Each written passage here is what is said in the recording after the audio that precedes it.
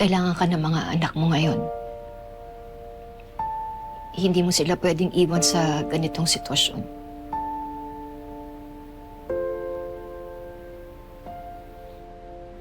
Salamat, Rosel.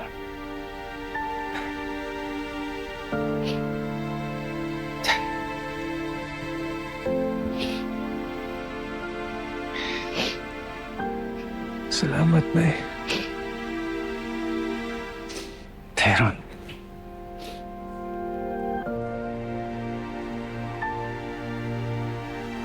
Salamat, Rosel, ha?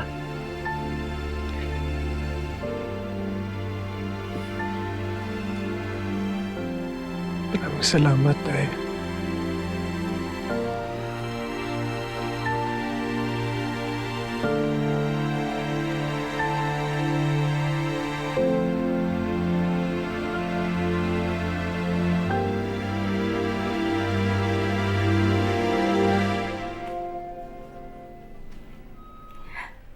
Rosel, hindi naman siguro kami namamalikmata kanina, no? Dun sa mga nakita namin.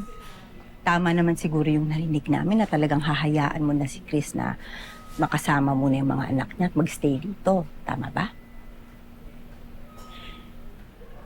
Ginawa ko lang yung sa tingin ko kung ano yung tama sa ngayon. Kailangan ng mga anak ko yung tatay nila.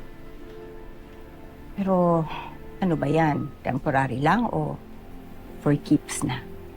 Adela, tama na. Alam mo ikaw kahit kailan, napakapakaalamera mo.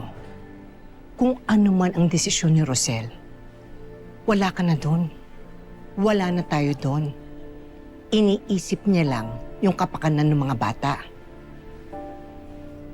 Hindi masama kung magbabago ang isip niya at magpapatawad siya. Lalo pa kung para sa kabutihan ng lahat.